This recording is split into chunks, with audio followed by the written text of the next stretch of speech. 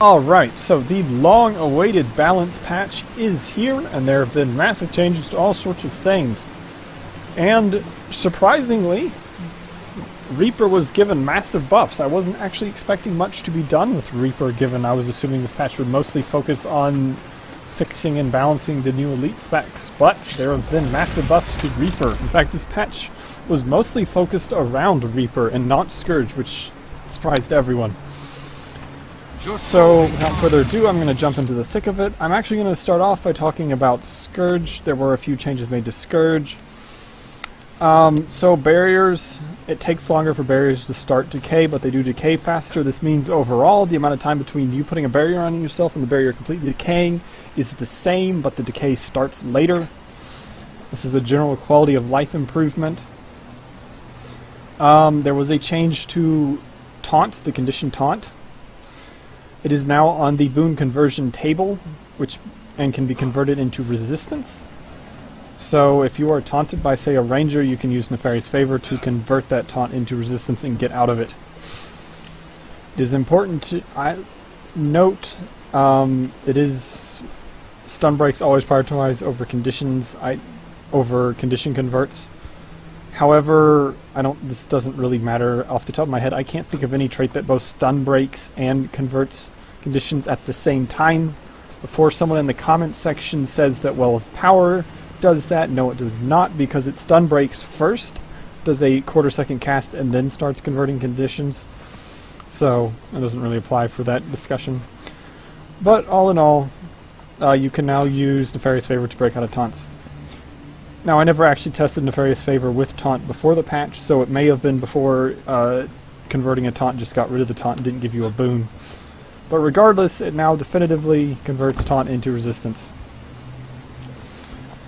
Stun breaks can also now be used while launched, which is, just useful to know. Moving on, Scourge's changes, it was not nerfed, which actually surprised a lot of people. I'm sure the World v World forum is probably screaming angry right now. I have not looked at that forum yet, but I'm sure there was lots of rage going on in World v World right now because Scourge was not nerfed. They did have a bunch of changes to skills, or to how their shade autos work. So basically, shade autos, which occur every time you press an F skill, are now all consistent. Previously, basically after the 1017 patch, F5, Desert Shroud, would not cause a shade auto, the other three would, which was very inconsistent. It will now definitively cause a shade auto on entering Shroud, or on hitting F5, sorry. I've been talking too much today. That's consistent. Also, all of the traits that affect Shroud Auto now are consistent. So before, there was some inconsistency with traits affecting Shroud Autos. For instance, Doomfire would go off consistently every time a Shroud or a Shade Auto was used. So anytime you use an F skill, it would cause Doomfire, but it would not cause Reaper's Might. That is now fixed. All of your F skills will give you 1 stack of Might if you have Spite because of Reaper's Might, instead of before where it was only happened on Manifest Sandshade. So that is a good change, much more consistent, makes Spite a little more attractive for Scourge.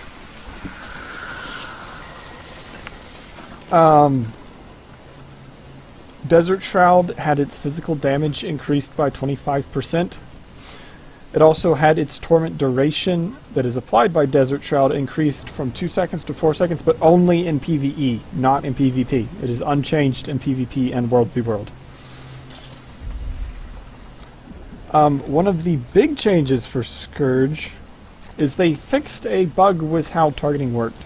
So basically what they said was they fixed a bug that could cause the skill's targets to be lost due to proximity between shades, which is a very confusing statement. Basically what they mean is, before the patch, if you had 2 shades out, and so these are small shades, so they have a target limit of 3, and there was 3 people in this shade and 3 people in this shade, if you used an F skill like Nefarious Favor would apply its effects to all of those targets. So for the 3 people in this shade and 3 people in this shade, which is how it was supposed to work, because each shade has an independent target limit. But if you had 2 shades on top of each other, and instead of 3 people standing apart, all the 6 of those people were standing in the overlap between those shades, it would not apply to all of them. Because apparently, the way the code worked for determining if a target had been affected by a shade skill, it would basically just remember all targets affected by all shades and not distinguish between the shades, which meant people in overlaps between shades could basically get passed over even if they were not technically exceeding the target limit. That is now fixed. This is an improvement for support Scourge, particularly in PvE where stacking occurs, because it means you can now consistently get the maximum benefit of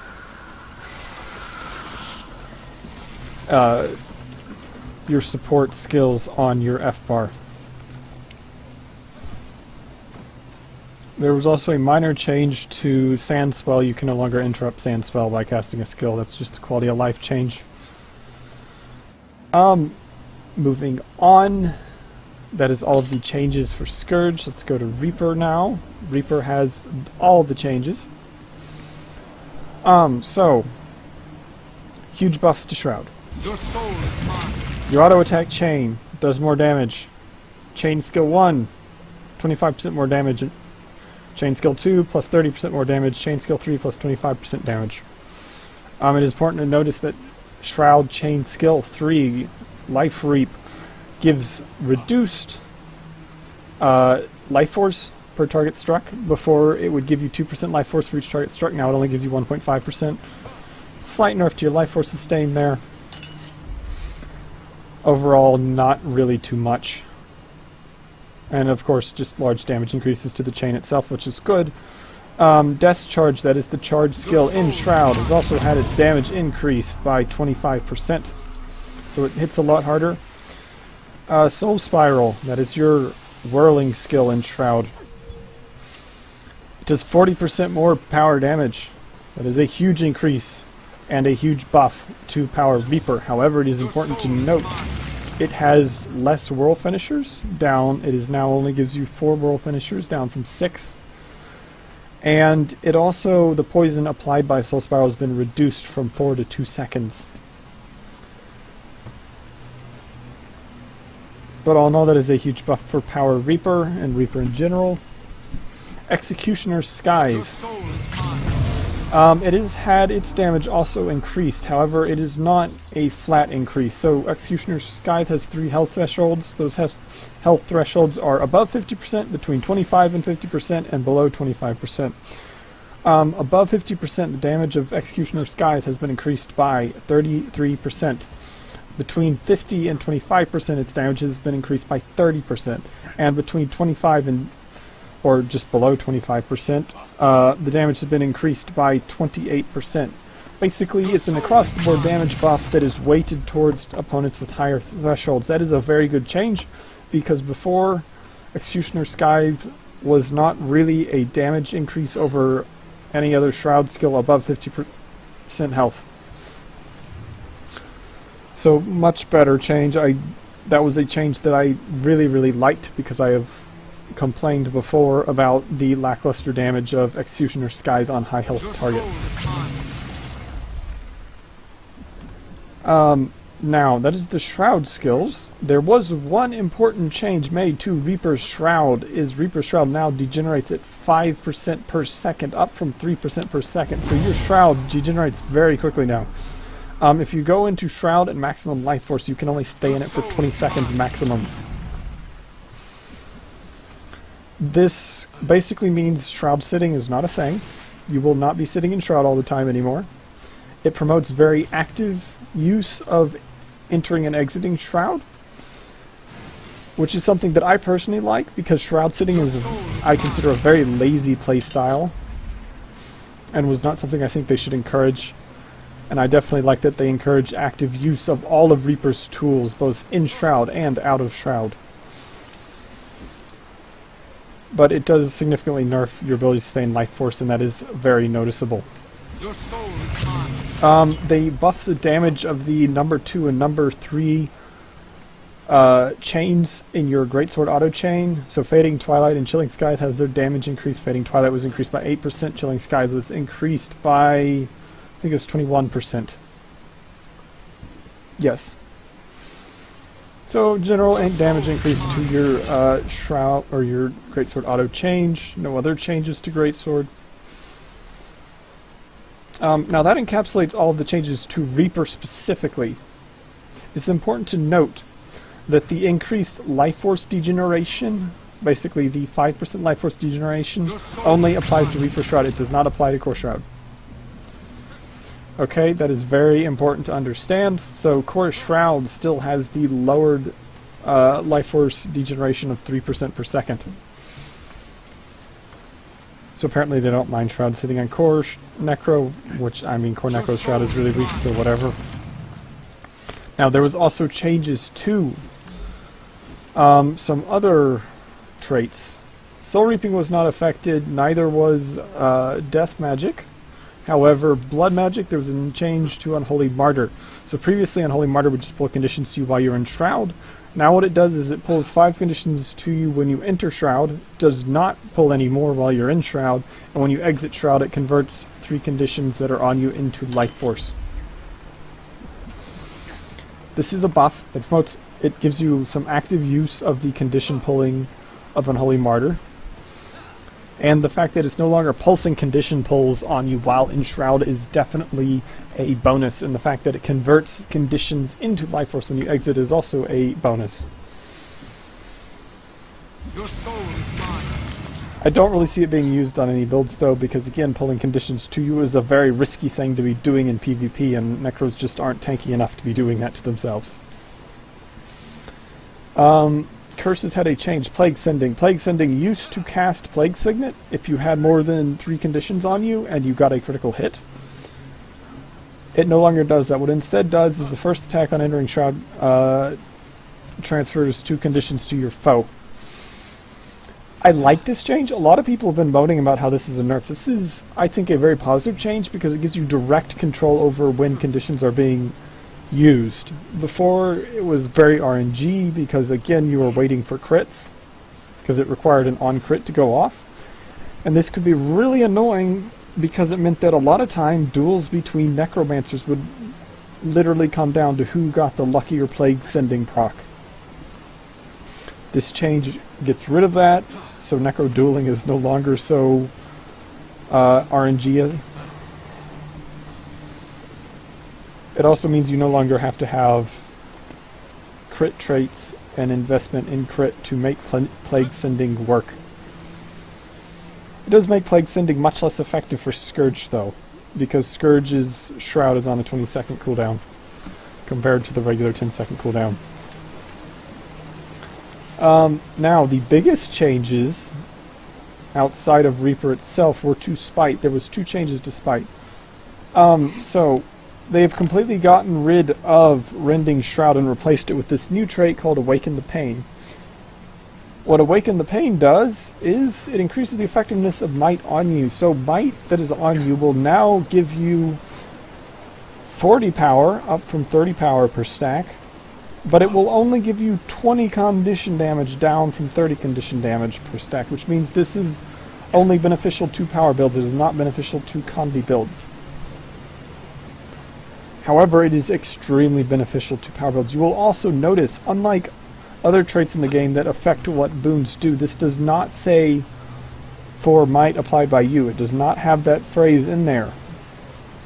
That is because, unlike other traits that affect boons, this is not actually doing anything for boons that you apply. It is only affecting might that is on you, regardless of source.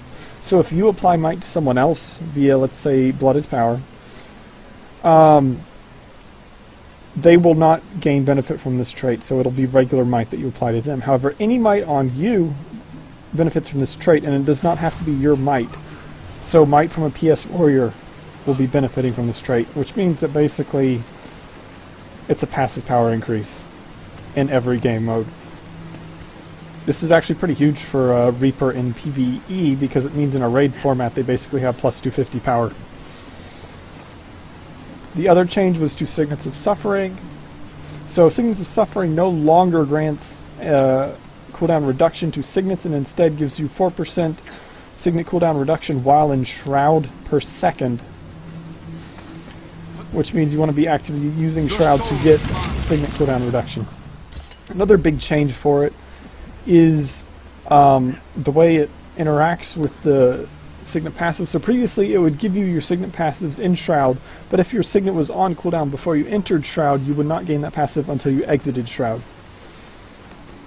Which means your Signets had to be off cooldown in order to gain their passive benefits while in Shroud. However, with the new version, if I put a Signet on cooldown, so I no longer have the Signet passive, but then enter Shroud, I get the Signet passive back immediately. And it will persist as long as I'm in Shroud. So you basically get all of the Signet passives for any Signet you have equipped whenever you're in Shroud, regardless of whether you've been using it or not. Which is good. It promotes more active usage, particularly of Signets like Vampiric Signet. Because like beforehand, if you're running traded Signet of Vampirism, or if you're just running Signet of Vampirism at all, you never wanted to use it because it was just bad to use it because you would lose the passive effect. Now, since you get that passive effect whenever you're in Shroud, regardless of whether it's a cooldown, there's a much bigger incentive to using its active. And it also means that you get a much better cooldown reduction if you can get into Shroud a lot. Now, it is overall because it is 4% per second and the maximum amount of time you can possibly spend in Shroud is 20 seconds, means in general cases it is less cooldown reduction than it was before. But again, they are promoting more active use of Shroud with this change. You're still not going to be using Signets in PvP though. And I don't think you'll ever be using Signet builds in PvP unless they just completely revert Signets of Suffering back to corrupting boons on Signet use. And that is all of the changes to Reaper and Necros in general. So just to recap, they're promoting active use of Shroud and Reaper by making Shroud much more stronger but much more shorter lived. I am perfectly fine with this. And I'm glad that they did that. A few other changes to other classes. Oh, actually, no. There was something I forgot to mention about Necro. There was some skill splitting. Deathly Chill. The World v World version of this trait now uses the SPP version of this trait, i.e. in World v World it only applies 1 stack of bleeding.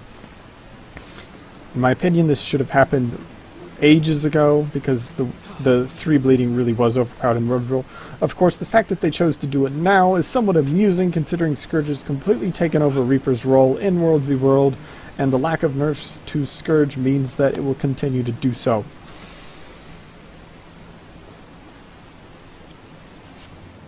But hey, they did split that. Also, Blood is Power, it now uses the reduced cooldown in all modes.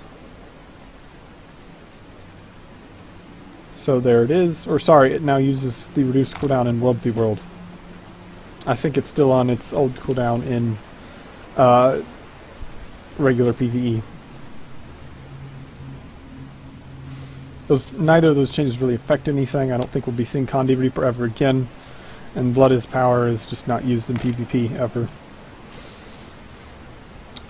So, now actually moving on to other classes, I'm not going to go into specifics about other classes. I am going to talk about general changes and how they may affect the meta. Of course, please note, like any discussion about how a recent change affects the meta, it will take a long time for the meta to settle out, and everything I say from here on out is going to be pure guesswork on my part. So Firebrand, their bunking capabilities were not touched, so Firebrand is still going to be the go-to bunking support class for high-level PvP. It also, because Bunker Firebrand was not nerfed, Scourge will still be meta in PvP for tournaments because it is the only class that can consistently kill a Firebrand. Firebrand was given nerfs to Ashes of the Just, which does significantly hurt their PvE DPS, so they are less crazy. insane as they were in PvE before the patch. So I'm sure PvEers are a little happy about that. They also did some quality of life changes to mantras. Warrior full counter has had its cooldown increased. Good change. Glad it happened. Because really, Spellbreaker was ridiculous. Additionally, Revenge Counter, which is their Grandmaster trait, has been nerfed. It now only copies 3 conditions, down from 5 conditions. So a slight nerf there. They did some huge changes to stances on warriors. They reduced their durations but increased their effectiveness. This means the stances are more effective, but you just can't like chain resistance and chain stability all the time like you could before. All in all, I think the Immortal Spellbreaker got nerfed, but there was some goodies in that patch for warriors as well. Axe got some very big buffs to it, and the physical utility trait in strength was buffed as well, so Core Warrior got some buffs. How badly this hurts Spellbreaker, I don't know. I have not actually had the chance to fight one since the patch, but it's definitely should be much less ridiculous than it was. Moving on, Revenant got some positive changes to both Renegade and some of their core traits. I don't think they'll be meta, even on Herald, with the changes, but they were improvements to Revenant. So Revenant is in a much better spot now.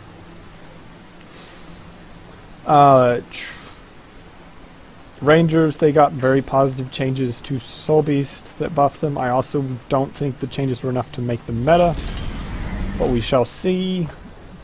Thief, they had a lot of changes done to Rifle, mostly quality of life changes and fixing some bugs and problems with somehow the Rifle skills worked. Rifle Thief is not going to be meta, but there was one massive change to Unhindered Combatant, which is the Grandmaster and Daredevil that causes their dodges to become that weird zigzaggy dash thing. Unhindered Combatant has been nerfed. So, Unhindered Combatant has always removed movement impairing conditions from the Thief whenever the Thief dodges and gives them swiftness. It has been changed. It now gives swiftness at the end of the dodge, which arguably buffs it slightly because it means they're not wasting some of the swiftness duration during the actual dodge animation. However, the nerf is that if they use that dodge and Unhindered Combatant cleanses a debilitating condition off of them, they will not be able to gain endurance passively for the next 4 seconds after the dodge. Now, that only occurs if the dodge cleanses a debilitating condition. Basically what this does is it nerfs the escape abilities of Thief. It's not actually a huge nerf because, remember, it only applies if they have a debilitating condition on them, and it's also worth noting that it only affects the passive endurance regen. It does not affect the endurance they gain from skills and traits. Alternatively, if Thieves just find that unbearable, they can just start using Bound again instead of Unhindered Combatant. I think this is a positive change because it means that Unhindered Combatant Daredevils are actually touchable by the rest of us. Since before the patch, about the only thing that could kill a Daredevil was a Daredevil, which was a problem. So now Thieves may actually die to non-Thieves, so good change there. They didn't affect any of Thieves +1 or mobility capabilities, so they're still going to be a meta pick all the time. Don't listen to the Thief forum that's screaming that they're dead. Those guys just are being really melodramatic right now. Moving on, Engineer, Hollowsmith had some buffs to their Exceed skills to make their Exceed skills less lackluster, and a few changes to Proton Forge. They were not huge changes. Your soul is mine. They were general buffs to Hollowsmith. So Hollowsmith is in a better position. I don't know if it'll be meta or not, since Scourge is not nerfed, and Scourge will be meta because of Firebrand, and Hollowsmith is still heavily countered by Scourge, so there's a good chance that Hollowsmith still will not be meta just because of Scourge countering it so heavily. I already touched on Necros. Elementalist Sword Weaver had lots of buffs applied to it. Sword Weaver is now extremely good at dueling. And I mean like crazy good. I spent some time trying to 1v1 them and it's really hard because they have so many defensive on sword. So it is a very good dueling spec now. Not really a team fighter though. And last of all, Mesmer, Mirage, they did some fixing on Axe and some other miscellaneous changes. They didn't really buff Mirage, but they didn't nerf it either. So Mirage is still definitely going to be meta.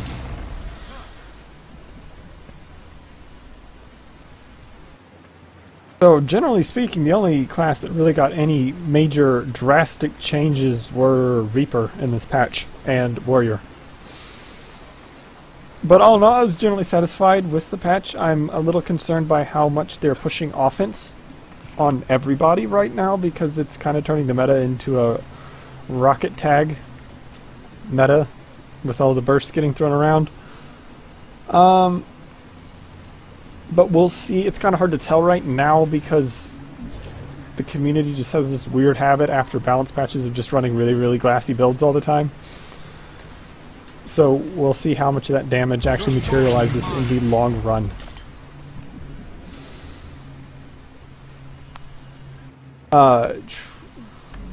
They did also, one last thing, they added new runes and amulets to PvP.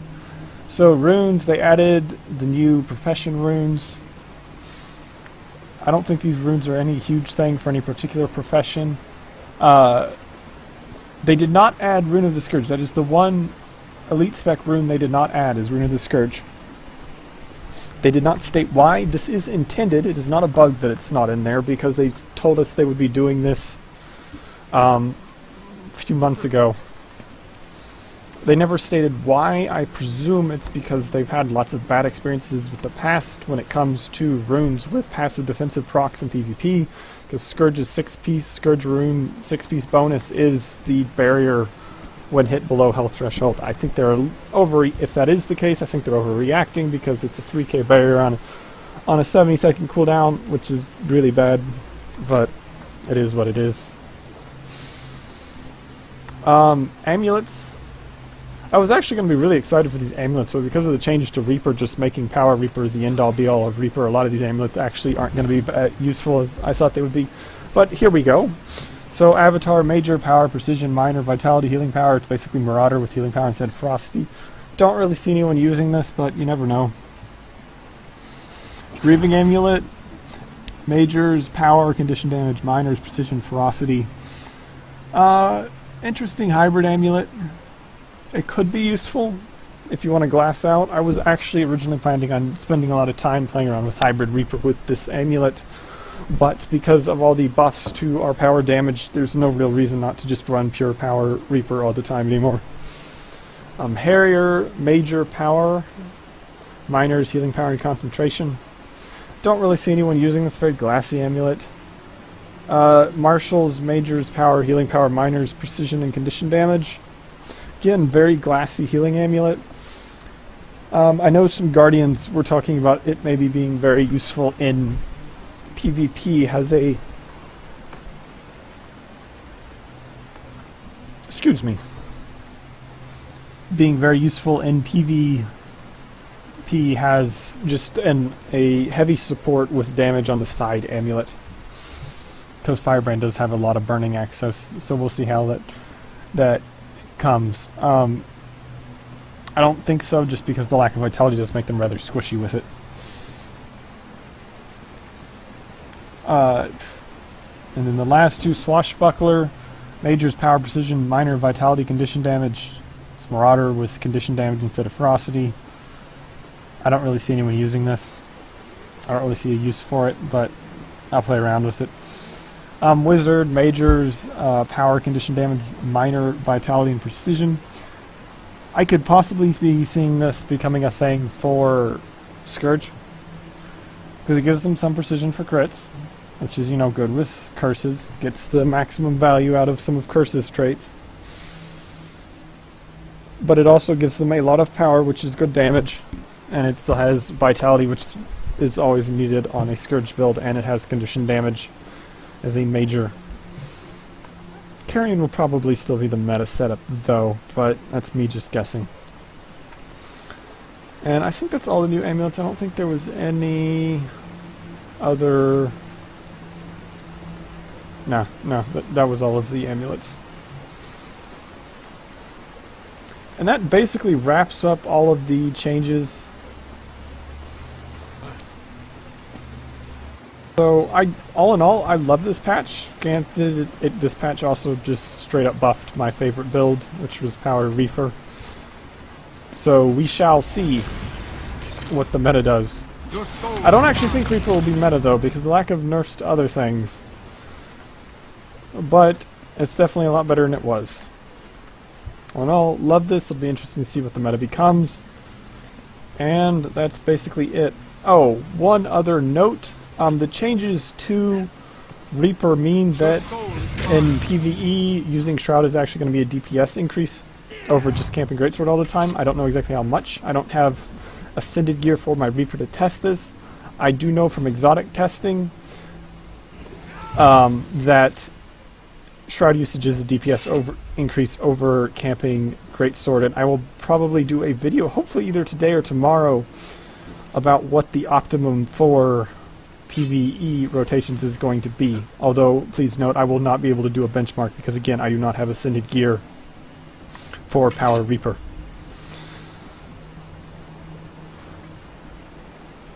And that's everything.